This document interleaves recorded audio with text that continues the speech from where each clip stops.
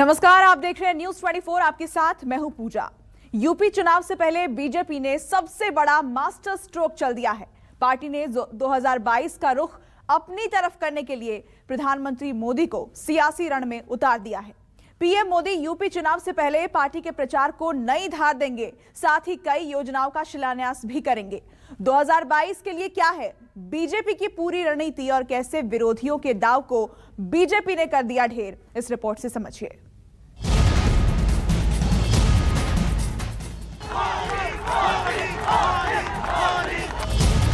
सियावर रामचंद्र की जय सिया राम। जय श्री राम, जय जय श्री राम।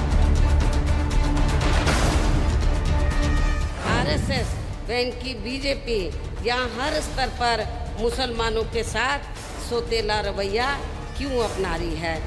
हालात और वक्त का तकाज़ा ये है कि आपको एक होना पड़ेगा। रामस्य सर्वं वशे रामे भक्तिरखण्डिता भवतु मे वो राम मामुद्धर रामत्वमेवाश्रयः। यूपी की सियासी आंच पर सियासत की खिचड़ी पकनी शुरू हो चुकी है। भले ही 2022 की महाभारत की तारीखों का ऐलान अभी नहीं हुआ है, लेकिन यूपी की सरजमी पर माहौल पूरी तरह से चुनावी हो चुका है। रैलियां हो रही हैं, पदयात्रा निकाली जा रही है, सम्मेलन के जरिए संग्राम जीतने की कोशिश हो रही है। हर हर महादेव। वैसे तो सभी दल अपनी रणनीति तैयार कर रहे हैं, लेकिन बीजेपी ने इन सब से कई कदम आगे निकलते हुए मिशन यूपी का सबसे बड़ा मास्टर स्ट्रोक चल दिया है। यूपी में 14 बरस के वनवास के बाद सत्ता में आई बीजेपी 2017 के इतिहास को फिर दोहराना चाहती है। बीजेपी का चुनावी ब्रह्मास्त्र प्रधानमंत्री नरेंद्र मोदी का चेहरा है और 2022 में इसका भरपूर फायदा उठाने की कोशिश में बीजेपी अभी से लग गई है। प्रधानमंत्री अलीगढ़ से लेकर अयोध्या तक के दौरे करेंगे और कहा यह भी जा रहा है कि ये पूरे साल के अंत तक धुआंधार चलता रहेगा। तो प्रधानमंत्री मोदी जल्द बीजेपी का मिशन सफल बनाने यूपी की धरती पर कदम रखने वाले हैं। चुनाव प्रचार के लिए मोदी 14 सितंबर को अलीगढ़ में प्रचार करेंगे, 26 सितंबर को लखनऊ में संबोधन, 4 नवंबर को दिवाली अयोध्या में मनाएंगे। प्रधानमंत्री जी पूरे देश में दौरा करते ही रहते हैं जब जब आवश्यकता पड़ती है। प्रधानमंत्री जी का दौरा जो विकास और डेवलपमेंट से संबंधित होता है, कई ऐसे प्रोजेक्ट होते हैं पूरे होते हैं, उनका उद्घाटन करते हैं, किसी का शिलान्यास करते हैं। वो सुशासन और डेवलपमेंट के हिसाब से जो देश को आगे बढ़ाने के विषय में ऐसे दौरे होते रहते हैं ना उनके। माननीय मोदी जी अयोध्या में दिवाली मनाएं या काशी में मनाएं या दिल्ली में मनाएं, उत्तर प्रदेश की जनता पर इसका कोई फर्क पड़ने वाला नहीं है, क्योंकि उत्तर प्रदेश के जनता की दिवाली तो खत्म हो गई। लोगों के घरों से लाशें निकली हैं, लोगों की मौतें हुई हैं उत्तर प्रदेश में। उस कोरोना काल में लोगों को हॉस्पिटल्स नहीं मिले, बेड नहीं मिला, ऑक्सीजन नहीं मिला। उत्तर प्रदेश के लोग आखिर दिवाली मनाएं तो कैसे मनाएं? प्रधानमंत्री मोदी बीजेपी के स्टार प्रचारक हैं। उनका रथ जहां भी जाता है पार्टी की जीत की संभावनाएं बढ़ जाती हैं। बीजेपी ने प्रधानमंत्री के लिए अलीगढ़, लखनऊ और अयोध्या को क्यों चुना, आपको आंकड़ों के जरिए मायने भी समझाते हैं। मोदी सबसे पहले अलीगढ़ जाएंगे और अलीगढ़ पश्चिमी यूपी में आता है, जहां विधानसभा की करीब 136 सीटें हैं। बात करें 2017 के विधानसभा चुनाव की, तो उस वक्त बीजेपी ने 103 सीट जीतकर कीर्तिमान बना दिया था। अलीगढ़ के बाद मोदी 26 सितंबर को लखनऊ जाएंगे और बीजेपी की नजर लखनऊ से पूरे अवध पर है, जहां विधानसभा की 81 सीटें हैं। 2017 के चुनाव में बीजेपी ने 67 सीटों पर कब्जा जमाया था। हर दिवाली प्रधानमंत्री सरहद के पहरेदार यानी जवानों के साथ मनाते हैं, लेकिन पहली बार ऐसा हो रहा है जब मोदी दिवाली पर भगवान राम के दर्शन करने वाले हैं। यूपी चुनाव को देखते हुए प्रधानमंत्री का अयोध्या दौरा काफी अहम माना जा रहा है, क्योंकि पूर्वांचल में विधानसभा की 164 सीटें आती हैं। और बात करें 2017 के विधानसभा चुनाव की, तब बीजेपी ने यहां से 115 सीट जीतकर रिकॉर्ड बनाया था। देश के सबसे बड़े सूबे उत्तर प्रदेश में अभी चुनावी रणभेरी बजने में काफी वक्त है, लेकिन यहाँ की फिजाओं में सियासत के रंग घुलने लगे हैं। सभी राजनीतिक दल अपने अपनी तरह से समीकरण बैठाने में जुटे हुए हैं, तो वहीं बीजेपी ने अपने मिशन यूपी को नई दिशा देकर सभी को हैरान कर दिया है। बीजेपी ने एक तरफ अपने स्टार प्रचारक प्रधानमंत्री मोदी के दौरे से 3 बड़े इलाकों का समीकरण अपने पक्ष में बिठाने की कोशिश की है, वहीं चुनाव से ठीक पहले पार्टी ने अपने प्रभारियों को भी बदल दिया है। बीजेपी ने केंद्रीय मंत्री धर्मेंद्र प्रधान को मिशन यूपी की जिम्मेदारी दी है, जबकि उनके मदद के लिए अनुराग ठाकुर, सरोज पांडे और अर्जुन राम मेघवाल को सह प्रभारी बनाया गया है। अब आपको धर्मेंद्र प्रधान का रिपोर्ट कार्ड बताते हैं। 2014 के लोकसभा चुनाव में धर्मेंद्र प्रधान के कंधों पर बिहार की जिम्मेदारी थी। उस वक्त उन्होंने बीजेपी को बिहार से 22 सीटें दिलवाई थी। फिर 2018 के चुनाव में धर्मेंद्र प्रधान को एमपी की कमान सौंपी गई, लेकिन तब वो कोई करिश्मा नहीं कर पाए और बीजेपी की हार हो गई। 2 ही विषय, डेवलपमेंट एंड गुड गवर्नेंस हमारे एजेंडे में रहेगा, जो हमारा मैनिफेस्टो बनेगा उसमें ये रहेगा। दूसरा, सबका साथ सबका विकास। मैं निश्चित रूप से ये मानता हूँ कि उत्तर प्रदेश में जिस तरह से डेवलपमेंट एंड गुड गवर्नेंस तेजी से पिछले 5 सालों से आगे बढ़ा है, उसका सकारात्मक परिणाम इस चुनाव में भी रहेगा और भारतीय जनता पार्टी चुनाव जीतेगी। पिछले 5 साल में जिस सरकार ने जनता के लिए कोई काम नहीं किया हो, बेरोजगारी अपने चरम पर हो, महिलाओं के प्रति अत्याचार अपने चरम पर हो, कोरोना काल में ऑक्सीजन की कमी से लोग मर रहे हों, गंगा के किनारे का शमशान कब्रिस्तान बदल गया हो, वो अपना प्रभारी नहीं बदलेगी तो क्या बदलेगा? बदलना तो उन्हें मुख्यमंत्री चाहिए था। मिशन यूपी पर आगे बढ़ते हुए बीजेपी ने 6 महीने में 200 रैलियों की योजना तैयार की है।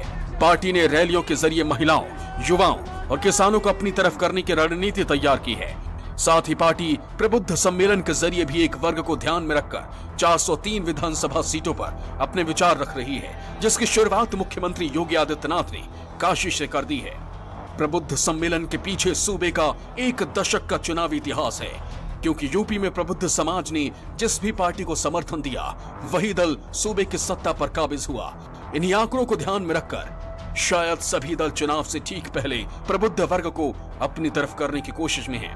2022 के चुनाव में बीजेपी कोई कोर कसर नहीं छोड़ना चाहती, इसीलिए जातीय समीकरण के साथ साथ सरकारी योजनाओं का लाभ पाने वाले व्यक्तियों पर बीजेपी की सीधी नजर है। अब तो ये समय बताएगा कि बीजेपी की रणनीति विपक्ष पर कितना भारी पड़ती है। साफ है, सियासत के बदलते कोण और त्रिकोण के बीच कब कौन सा वर्ग और कौन सा मुद्दा हावी हो जाए कहा नहीं जा सकता, क्योंकि हवा की तरह ही चुनाव का भी हर वक्त रुख बदलता है।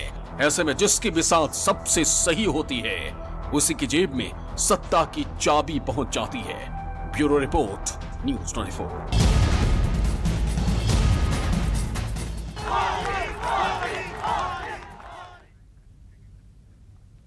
हैदराबाद से सैकड़ों किलोमीटर दूर ओवैसी भी यूपी की धरती पर चुनावी बिगुल फूंक रहे हैं। ओवैसी 2022 का किंग मेकर बनना चाहते हैं, इसलिए उन्होंने अयोध्या के बाद सुल्तानपुर में पार्टी का प्रचार किया।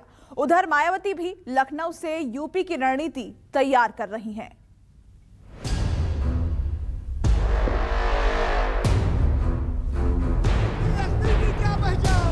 झंडा हाथ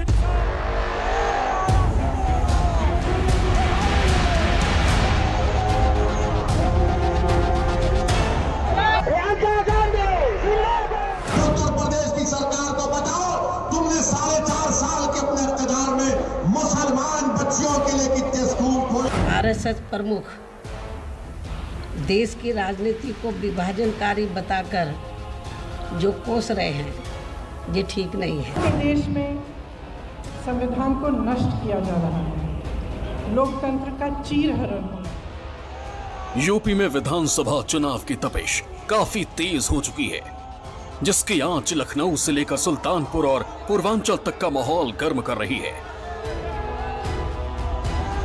हैदराबाद के सुल्तान असदुद्दीन ओवैसी यूपी की सरजमी का पारा बढ़ा रहे हैं, तो बीएसपी प्रमुख मायावती लखनऊ से 2022 का समीकरण साधने की कोशिश में है। 2022 फतेह करने के मकसद से यूपी की धरती पर उतरे ओवैसी का चुनावी रथ अयोध्या से आगे निकलकर सुल्तानपुर तक पहुंच चुका है। सुल्तानपुर की धरती से ओवैसी पूर्वांचल के मुस्लिम वोट बैंक को अपनी तरफ करने की कोशिश कर रहे हैं। अयोध्या में पोस्टर विवाद को हल्का कर ओवैसी पार्टी का जनाधार बढ़ाने सुल्तानपुर की जमीन पर हैं, जहां उन्होंने कांग्रेस को चुनौती दी, एसपी के लिए मुश्किल पैदा की। मुस्लिम वोटर्स पर नजर।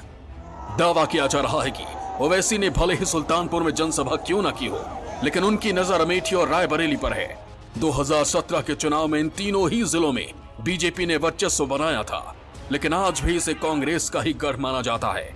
तीनों ही जिलों में मुस्लिम आबादी करीब 43% है। हम बोलेंगे तुमने बच्चियों के लिए कितना स्कूल खोला बताओ पहले।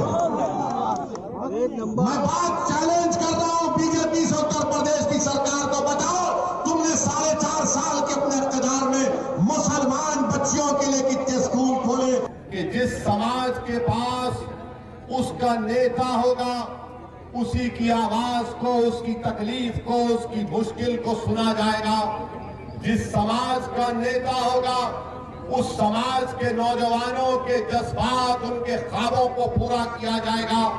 जिस समाज का नेता होगा, वो अपनी माँ और बहनों की इज्जत का तहफ्फुज़ भी करेगा और उनको आगे तरक्की भी कराएगा। देश की सबसे ज्यादा आबादी वाले सूबे में करीब 3 करोड़ 84 लाख मुस्लिम हैं, जो राज्य की आबादी का 19% है। यूपी में 24 से ज्यादा ऐसे जिले हैं जहां 20 से 60% मुस्लिम हैं। 143 सीटों में मुस्लिम काफी असरदार माने जाते हैं। यूपी के करीब 3 दर्जन ऐसे विधानसभा सीटें हैं जहां मुस्लिम उम्मीदवार अपने दम पर जीत दर्ज कर सकते हैं, और करीब 107 विधानसभा सीटें ऐसी हैं जहां अल्पसंख्यक मतदाता चुनावी नतीजों को प्रभावित कर सकते हैं। अयोध्या के बाद ओवैसी ने सुल्तानपुर में प्रचार किया, वो बाराबंकी भी जाएंगे। ऐसे में यह भी समझना जरूरी है कि तीनों ही जिलों में कितने मुस्लिम हैं। अयोध्या में 13% मुस्लिम हैं, सुल्तानपुर में 17% मुसलमान हैं, बाराबंकी में 23% मुस्लिम आबादी है। ओवैसी की पूरी कोशिश है कि ये मुस्लिम आबादी उनकी पार्टी की तरफ आ जाए। भारतीय जनता पार्टी और ओवैसी एक ही सिक्के के दो पहलू हैं। जहां भारतीय जनता पार्टी चाहती है वहां ओवैसी जी चले जाते हैं। अभी आप देखिए, इतनी बड़ी किसानों की पंचायत मुजफ्फरनगर में हो रही थी और ओवैसी जी अयोध्या में थे। ये सारी चीजें जनता अच्छे तरीके से जानती है। ये चुनाव हिंदू मुसलमान का नहीं हो सकता। जैसे मुजफ्फरनगर में हर हर महादेव और अल्लाह अकबर के नारे लगे हैं, उस सांप्रदायिक एकता की वजह से आज की डेट में भारतीय जनता पार्टी और ओवैसी जैसे लोग बहुत परेशान हैं। सुल्तानपुर में ओवैसी हैं तो लखनऊ में बीएसपी अध्यक्ष मायावती ने 2022 की रणनीति तैयार की। मायावती ने यूपी के सभी जिला अध्यक्षों के साथ बैठक की। पार्टी की जीत के लिए फीडबैक लिया जा रहा है। उम्मीदवारों के नाम पर भी चर्चा की गई। मायावती जी को बताना होगा कि विपक्ष के रूप में पिछले 5 साल में उन्होंने क्या किया, आरक्षण के आंदोलन के लिए उन्होंने क्या किया, जब पूरे देश भारत बंद था उसमें उनकी भूमिका क्या थी, हमारे जब दलित बच्चे जेलों में गए थे तो किन लोगों ने छुड़वाया, कांग्रेस ने छुड़वाया, बसपा तो वहां पर चुपचाप बैठी हुई थी। भारतीय जनता पार्टी के घोषित प्रवक्ता के रूप में सुश्री मायावती जी काम कर रही हैं और मायावती जी को बताना चाहिए कि किसानों के लिए उनकी क्या नीति है, नौजवानों के लिए उनकी क्या नीति है, दलितों के आरक्षण के लिए उनकी क्या नीति है। उनकी सारी बातें किताबों में हैं, प्रैक्टिकलिटी में वो कहीं न कहीं भारतीय जनता पार्टी के समर्थन में खड़ी है। उत्तर प्रदेश के विधानसभा चुनाव में बीजेपी को कड़ी टक्कर देने के लिए सपा, बसपा और ओवैसी की नई नई रणनीति जमीन पर दिखाई देने लगी है, लेकिन कांग्रेस अभी तक नदारद है। कहा जा रहा है कि आने वाले दिनों में प्रियंका गांधी भी उत्तर प्रदेश की सड़कों पर उतरने वाली है। कांग्रेस महासचिव प्रियंका गांधी भी जल्द यूपी में एंट्री करने वाली हैं। इस दौरान वो पार्टी के रणनीतिकारों के साथ बैठक करेंगी। पार्टी की राज्य चुनाव समिति और सलाहकार समिति के साथ चर्चा करेंगी ताकि कांग्रेस किसी तरह 2022 की चुनावी बैतरणी पार कर जाए। Bureau report, news 24।